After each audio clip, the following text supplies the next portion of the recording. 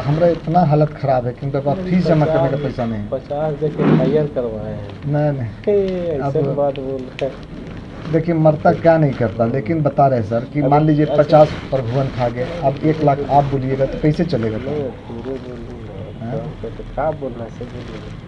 हमको जो बोलिए हम जाके मैसेज दे देंगे। अभी साहब नए हैं लेकिन बोलिए ना तब क्या बोलिए। हम क्या बोले सर, अब आप ही बोलिए अब इसमें। हम तो बोल तो दिए आपको। हम सर ऐसे है मीटर तो 10,000 रुपया तक से कम तो सर बड़ा मीटर ना है वैसे मीटर तो कहेंगे 10,000 से नहीं ज़्यादा कर पाएंगे सर, अभी बहुत मुसीबत में हैं हम। आप समझिए हमारे पास फीस का पैसा नहीं जमा करने के लिए। 1 लाख कहाँ से सकेंगे सर, आप बोलिए ना। 1 लाख लाइक हम आदमी भी नहीं हैं। लोग मैनेजर हैं जी ऐसे मैनेजर आदमी लोग ऐसा बोलिएगा तो क्या कहे सर, हम तो बीमारी से परेशान हैं। जेल में भेज दिए गए सब चीज़ लगा के केस कर दीजिए ना सर, मदद कर दीजिए, आगे हम जो होगा मदद करेंगे। फिर हम कहाँ सर से बात कर लीजिए ना, सर तो अच्छा आदमी है सर। सर तो अच्छा आदमी तो उतना में कहा डीएसपी ना है जी, थाना फिर प्रभारी के 50 देके आ रहा है। अब नहीं यहाँ सर। बोलते हैं आप ऐसा बात बोलिएगा कि जो बचने लायक है। तो ऐसा थोड़ी बोलना डीएसपी है ना 5 दिन बोलने जाएंगे हम लोग को भी कुछ बात बोलने जाएंगे। ऐसा बात है सब चीज़ जान रहे हैं। इतना तक मैटर आ गया कि थाना में 50,000 रुपये लेके फायर हुआ है। अब यहाँ है कि डीएसपी सुपरविजन करेंगे 10,000 रुपये देंगे। थानों से छोटा है डीएसपी का। थाना से तो छोटा नहीं है, लेकिन क्या कीजिएगा। अब देखते हैं तो ठीक रुकिए देखते हैं। सुपरविजन करके सब सेक्शन जोड़ के उसके बाद में होगा केस में 467 जोड़ते हुए सब चीज़ कर आप बात विचार कर लीजिए उसके बाद हमसे बात करिए। 1 लाख कहाँ से सकेंगे सर? छोड़िए ना तब अब रहने दीजिए तो पेंडिंग अभी केस है रहेगा। इतना कुछ पेंडिंग है वो और रहेगा पेंडिंग। अब हम बात किए संजय सर मतलब 1 लाख से नीचे नहीं मानेंगे डीएसपी साहब? डीएसपी साहब काहे ना मानेंगे सर बताइए। हम थोड़ी कर रहे डायरेक्ट वहाँ बुलवा के दे देंगे। ये नहीं कि हम अपना रख रहे हैं प्रभुवन वाला काम नहीं करते हैं समझे ना। जो है कि डायरेक्ट जाएंगे डीएसपी। हमको इच्छा होगा दीजिएगा नहीं करना ही नहीं। देखिए संतोष जी जो मदद हो सकता हम करेंगे। हम तो बोल दिए ना नंबर है व्हाट्सएप को कॉल करिए ना। ठीक, तो व्हाट्सएप नंबर से आप हमको हाई कर दीजिए। हम कर दिए आप कॉल व्हाट्सएप पे हमको किए हैं। अच्छा ठीक है ठीक ठीक ठीक ठीक। रांची के जाने माने युवा व्यवसायी अनिल चौरसिया आज हमारे साथ है। इनका कहना है कि रांची पुलिस की कार्यशैली खासकर सदर डीएसपी और सदर थाना पुलिस की कार्यशैली से काफी दुखी हैं। आइए इन्हीं से जानते हैं कि उनके दुख का कारण क्या है। हमारा एक होटल है, होटल पार्क स्ट्रीट और कॉकटेल बार जो कोकर में स्थित है। वहाँ उस होटल में हमारे स्टाफ द्वारा 45 लाख रुपया का गबन 6 महीना पहले किया गया था। इस संबंध में मैंने सदर थाना गया था। लिखित जानकारी देने पर सदर थाना द्वारा हमारे 2 स्टाफ को थाना ले जाया गया। 24 घंटा रखने के बाद उन्हें छोड़ दिया गया और मुझे 3-4 दिनों तक थाना की ओर दौड़ाते रहे। हम बार बार थाना जाए, परेशान हो गए। उसके बाद हमसे 50,000 रुपया लेने के बाद हमारा FIR लॉन्च किया गया। उस FIR में धारा में 467, 468 नहीं लगाया गया। केस को हल्का कर दिया गया। इस संबंध में मैंने सदर डीएसपी के ऑफिस गया, मिला, डीएसपी से बातचीत हुई, पूरी जानकारी मैंने दिया। डीएसपी साहब जो भी कागज़ हमसे मांगे इस केस से संबंधित मैंने पूरी कागज़ उपलब्ध कराई।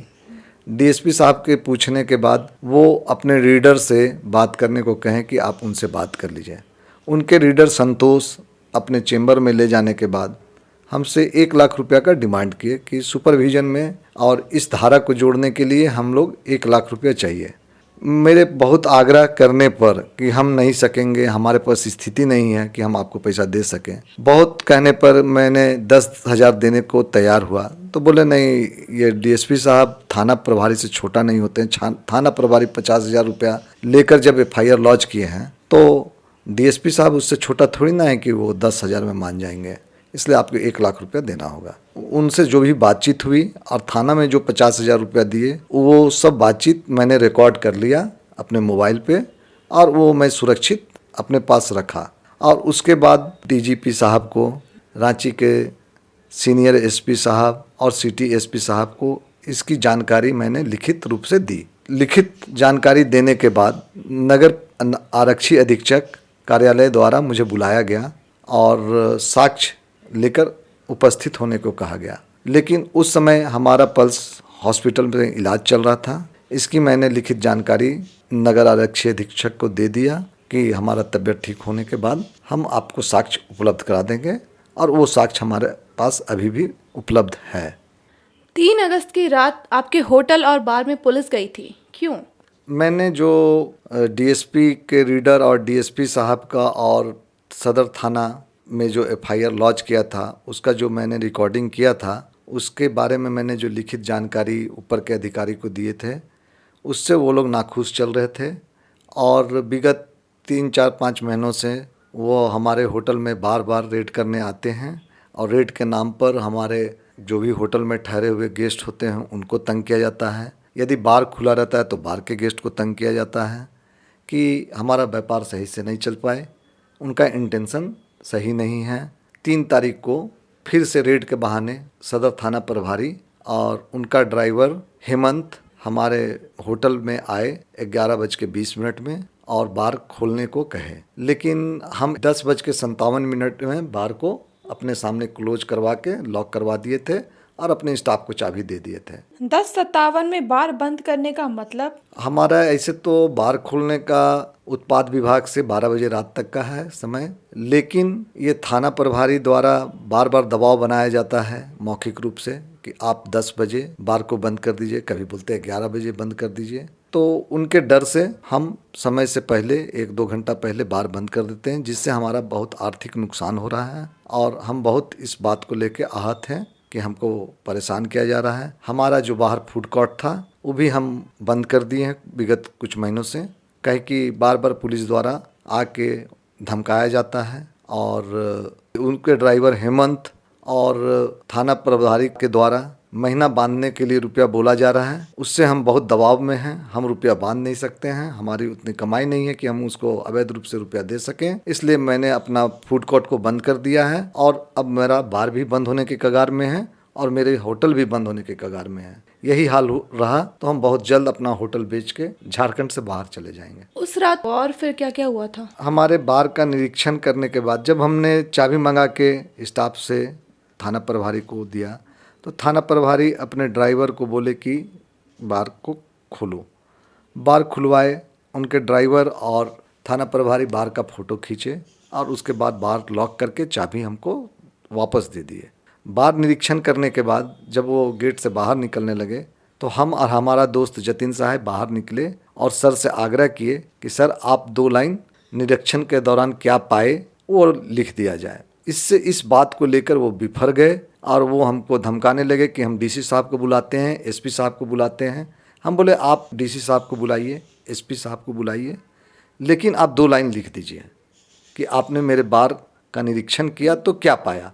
तो इस पर वो बिफर के 4-5 थाना को फ़ोन करके, एसपी साहब को फ़ोन करके बहुत सारा पुलिस फोर्स बुला लिए और धक्का मुक्की करने लगे। बोलने लगे गाड़ी में नहीं बैठोगे तो आप लोग का पैंट उतार देंगे, आपत्तिजनक बात बोलने लगे, धक्का मुक्की करने लगे। उस धक्का मुक्की के क्रम में मेरे दोस्त जतिन साहब को आर्टिफिशियल हार्ट लगा हुआ उस मशीन में चोट लग गई।